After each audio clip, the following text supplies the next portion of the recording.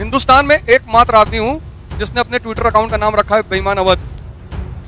1 अरब 50 करोड़ लोग इस देश में रहते हैं, किसी की अम्मा ने दूध नहीं पिलाया है तो इस नाम से ट्विटर अकाउंट बना लिया, क्योंकि बेईमानी मुझको पसंद बहुत है, लेकिन ईमानदारी से करता हूं। और मैं मोटिवेशन पर नहीं जीता, मैं शक्ति पर जीने वाला इंसान हूं, ध्यान करने वाला, साधना करने वाला, योग करने वाला। 24 वाला सोच रहे लड़ जाए। इस जीवन का एक बड़ा प्यारा नियम है जो तुमको सीखना पड़ेगा, और जो तुमने शायद आज तक नहीं सीखा, और अगर सीखा है तो बड़ी अच्छी बात है।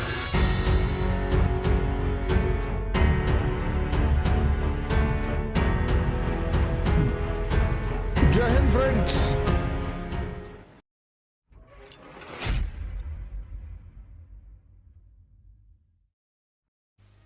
से कुछ लोगों को कोई चीज बता दो ना तो वो उसी दिन सोचते आज ही कट डालें, और उनको बता दो कि दंड बैठक मारना चाहिए, शरीर बलवान होता है, तो पता लगा एक ही दिन मार के 500 उठ ही नहीं पा रहे हैं। इस जीवन का एक बड़ा प्यारा नियम है जो तुमको सीखना पड़ेगा। इस जीवन का एक बहुत ही प्यारा नियम है जो तुमको सीखना पड़ेगा, और जो तुमने शायद आज तक नहीं सीखा, और अगर सीखा है तो बड़ी अच्छी बात है।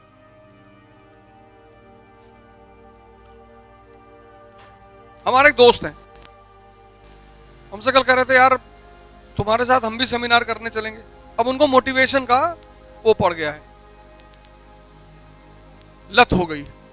पढ़ने लिखने वाले आदमी थे, हमारे क्लास में पढ़ते थे और शानदार पढ़ने में थे।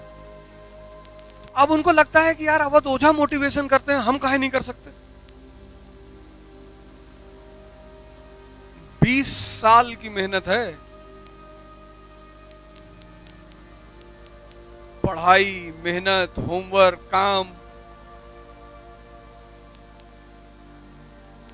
कोई चीज एक दिन में थोड़ी पैदा होती है। हमसे कहा हम तुमसे अच्छा मोटिवेशन दे सकते हैं, हमको कोई लेगा नहीं, क्योंकि तुम गलत जगह पे गलत चीज दे के चले आओगे।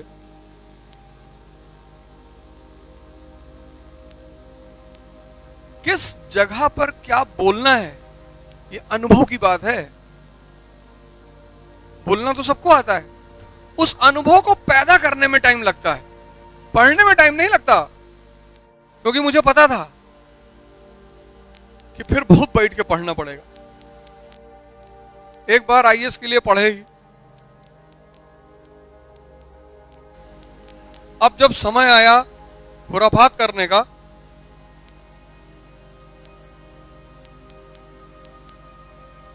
चुनाव मतलब खुराफात।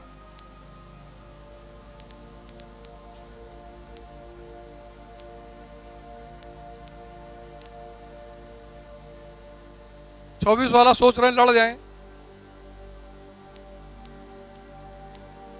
लड़ो चाहे ना लड़ो, माहौल तो बनता रहे। 2-4 लोगों की नींद तो गायब हो, लाइव चल रहा है।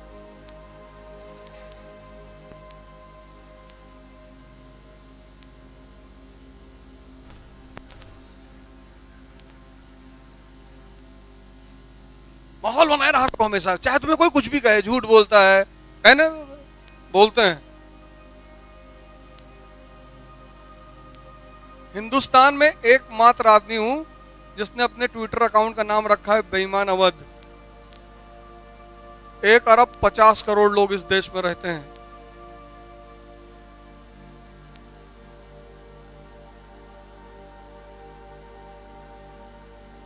किसी की अम्मा ने दूध नहीं पिलाया है तो इस नाम से ट्विटर अकाउंट बना ले, क्योंकि बेईमानी मुझको पसंद बहुत है, लेकिन ईमानदारी से करता हूं।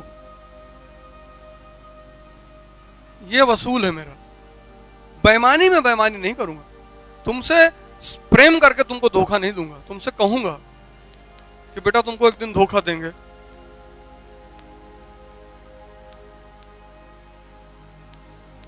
और रिश्ते बनाते नहीं मैं किसी से, उसमें विश्वास ही नहीं रखता।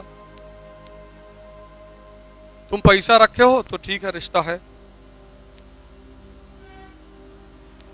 तुम्हारे पास पद है तो रिश्ता है, नहीं है तो भागो यहां से। क्योंकि जब मेरे पास नहीं था तो मेरा कोई रिश्ता नहीं था किसी से, कोई मुझे नहीं पूछ रहा था। बहुत व्यवहारिक जिंदगी जिया करो, ड्रामेबाजी कोई नहीं पूछता तुमको। फर्जी में तुम परेशान रहते हो।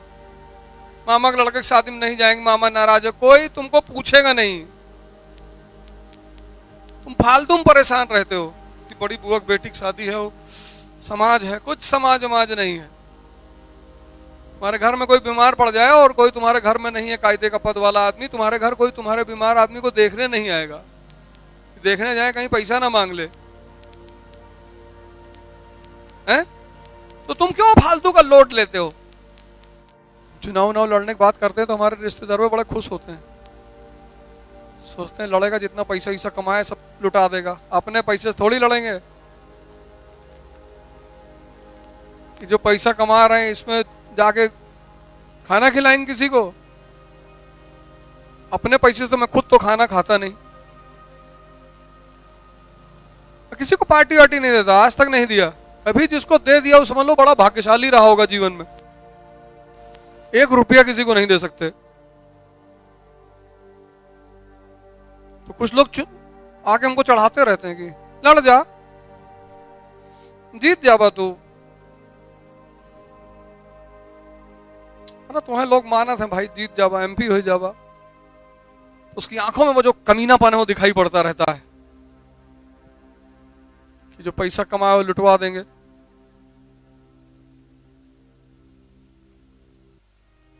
अरे तू तो ऑस्ट्रेलिया से लड़ जा तो जीत जाबा।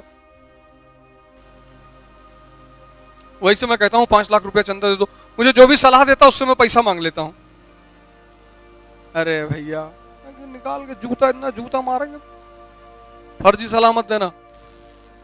अगर पैसा देने की औकात रखते हो तब सलाह दो, फालतू की सलाह नहीं। क्योंकि अगर शुभचिंतक हो मेरे तो पैसा तो दोगे ही। ये चीज मैंने अपने पिता से सीखी। हमारी बहन पढ़ रही थी तो घर पे लोग आए तो कहे कि अरे 25 साल उम्र हो गई, ब्याह करा यार। तुम्हारे पापा कहे 50,000 रुपया दो। ये क्या झूठे शुभचिंतक आके बनते हो मेरे घर पे। लाओ 4 लोग 50,000 रुपया दे दो, 2 लाख हो जाए, कर दे शादी। पैसा नहीं है तभी तो नहीं कर पा रहे हैं।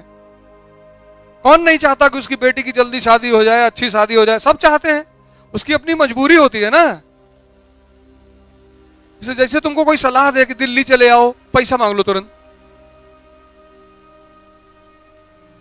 अगर बहुत सारी सलाहों को अपने जीवन में रोकना चाहते हो तो सबसे बड़ा सूत्र यही है, पैसा मांग लो। और मैं मोटिवेशन पर नहीं जीता, मैं शक्ति पर जीने वाला इंसान हूं। ध्यान करने वाला, साधना करने वाला, योग करने वाला। मन कैसे मुझे राय दे देगा तुम्हारा नहीं होगा? ईंटा लेकर कूच देंगे इसे। जैसे तुमको डर लगता है ऐसे इसको मन को भी डर लगता है। तुम अपने मन को डरा ही नहीं पाए आज तक।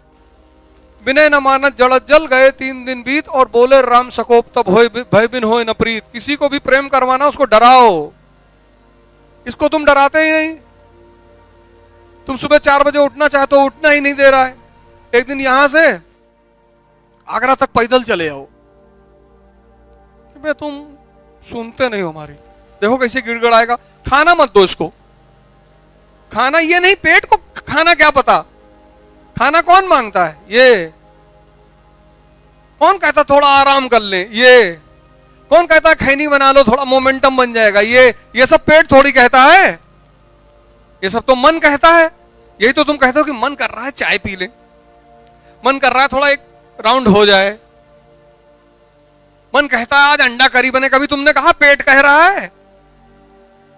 तो जब सब कुछ तुमसे मन कह रहा है, विवेक पैदा करो। यही तो है विवेक।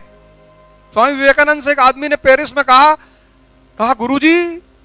बोले हाँ। बोले गुरुजी तुम बोलते बहुत हो, भगवान पे बोलते हो, गीता पे बोलते हो, धर्म पे बोलते हो, पर हम जो विषय देंगे शून्य पे बोलते हो, पर हम जो विषय देंगे नहीं बोल पाओगे। विवेकानंद कहा दो। कहा जूते पे बोलो। किस पे?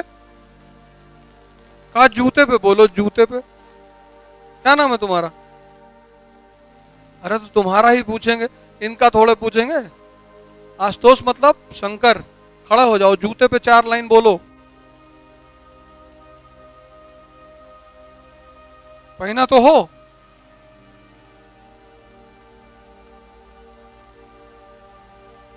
देखो अभी कह रहे सिलेबस में नहीं है।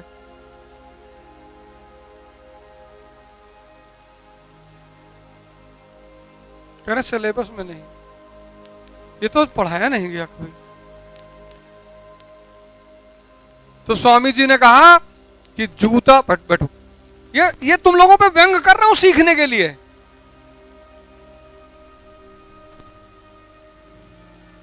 जो आदमी तुमको चढ़ाएगा ना, अगर तुम दलित हो, तुमको कोई दलित कहे तो बुरा मत माना करो, आग पैदा होती है। जब तुमको कोई गाली देगा ना, तभी उसको कर दिखाने की क्षमता पैदा होगी तुम्हारे अंदर। लेकिन इस देश के सवर्णों ने एक बड़ी अच्छी राजनीति खेली। बोलो क्या? बोले SC ST एक्ट बनवा दो। बोले इससे क्या होगा? बोले कोई दलित को दलित नहीं कहेगा।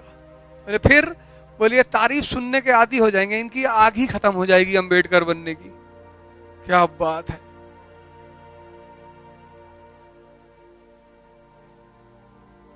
होगी कि नहीं होगी? बुरा मत माना करो किसी बात का, आग पैदा किया करो। स्वामी जी ने कहा कि देखो भैया, जब जूता नया नया होता है तो काटता है। अच्छा, बोले तो जूता काटता है। बोले 1 साल पुराना हो जाए तो उसमें से आवाज आने लगती चू चू करके। तो बोले जूता बोलता भी है। बोले जो लोग जन व्यवहार की भाषा नहीं समझ पाते, उनको जूता मारना पड़ता है। उनको कहा जाता है कि ये जूते के यार हैं, जूता दोस्त भी है। बोले जिसको मिर्गी आ जाती है उसको सुंघाया जाता है, जूता औषधि भी है। जो फुटबॉल में सबसे ज्यादा गोल मारता है उसको गोल्डन बूट दिया जाता है, जूता सम्मान भी है। तो देखता रहा इसे स्वामी जी को। अरे बोले वे और सुनो, बोले पश्चिम सिनेमा में जब कोई अच्छी सिनेमा बोलता बनाता है तो उसको गोल्डन बूट अवार्ड दिया जाता है, जूता अवार्ड भी है। और बोले जूता राजा भी है। कहा कैसे? कहा जब रामचंद्र जी जंगल गए तो भरत उनका खड़ाऊ सिंहासन पर रखकर राज किए, तो जूता महाराज भी। बोले जाओ वे इंडिया से आए हैं, हम ध्यान करते हैं, ध्यान। ये जो तुम पश्चिम में पढ़ते हो ना, हम पढ़ने पे ज्यादा भरोसा नहीं रखते, हम ध्यान करते हैं, अपनी अंतर्दृष्टि का विकास करते हैं।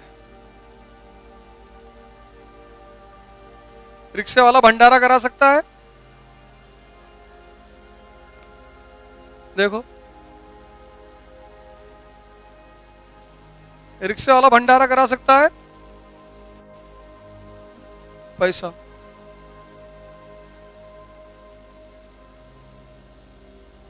पैसा पैसा। अरे एक मुट्ठी आटा जमीन पे डाल देगा, चींटियां खा लेंगी, हो गया भंडारा। भंडारा खिलाना ही तो है। एक मुट्ठी चावल छत पे फेंक देगा, चिड़िया खा लेंगी, हो गया भंडारा। 10 रोटी निकाल के 5 गाय को खिला देगा, 5 कुत्ते को खिला देगा, हो गया भंडारा। इन दुष्ट इंसान को खिलाने से क्या फायदा? खाएगा भी भंडारे का, गाली भी देगा, नमक साले ज्यादा डाल दे।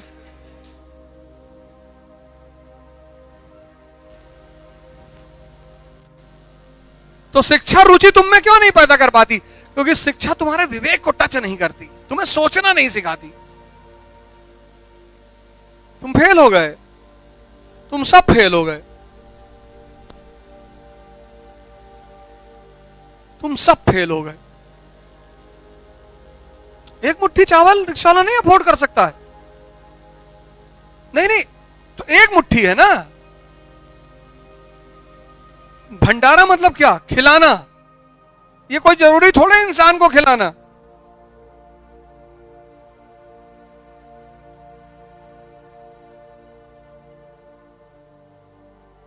तो शिक्षा क्या है? तुम्हारे विवेक को टच नहीं कर पाती, इसलिए तुम्हारे अंदर, तुम मजबूरी में पढ़ते हो। आंख बंद करते हो तो सोचते हो यार गर्लफ्रेंड भाग गई, तब पढ़ते हो। तुम आंख बंद करते हो, देखते हो कि पिताजी 4 लाठी मार दिए, तब पढ़ते हो। तुम आंख बंद करते हो तो सोचते हो कि यार पढ़ेंगे नहीं, भीख मांगे नौकरी नहीं लगेगी, तब पढ़ते हो। तुम डर के मारे कर रहे हो, और डर में कभी तुम जीतोगे नहीं। पता नहीं किसने कहा डर के आगे जीत है। डर के आगे डिप्रेशन है, उत्साह के आगे जीत है, डर के आगे जीत नहीं है। डर के आगे जीत कैसे हो सकती है? जब गब्बर सिंह कह गया जो डर गया सो मर गया, तो डर के आगे जीत कैसे हो सकती है? उत्साह के आगे जीत है, उत्साह। जब उत्साह पैदा होगा तो जीत पैदा होगी। राणा प्रताप डरे थे, उत्साहित थे। कृष्ण डरा हुआ, अर्जुन डरे थे, कृष्ण ने उत्साह पैदा किया। कृष्ण ने ये थोड़ी कहा ये ले स्प्राइट पी ले, डर के आगे जीत है। ये विदेशी कंपनियां इस देश को मूर्ख बनाती हैं। देखो लिखती है डर के आगे जीत है, कहां है दिखाओ जरा हमें।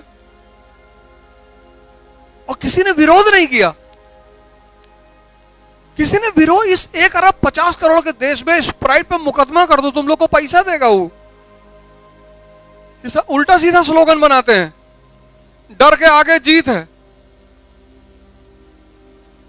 डर के आगे डिप्रेशन है, उत्साह के आगे जीत है।